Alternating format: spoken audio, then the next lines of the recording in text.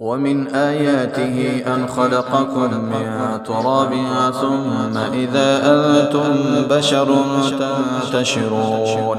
ومن آياته أن خلق لكم من أنفسكم أزواجا لتسكنوا إليها وجعل بينكم مودة ورحمة إن في ذلك لآيات لقوم يتفكرون.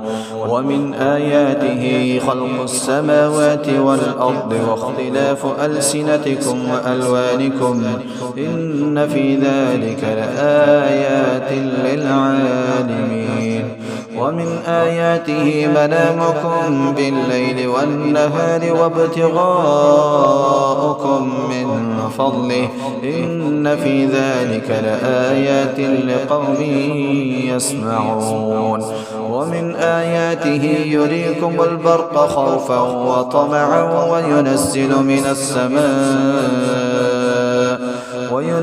من السماء ماء فيحيي به الأرض بعد موتها إن في ذلك لآيات لقوم يعقلون. ومن آياته أن تقوم السماء والأرض بأمره ثم إذا دعاكم دعوة من الأرض إذا أنتم تخرجون.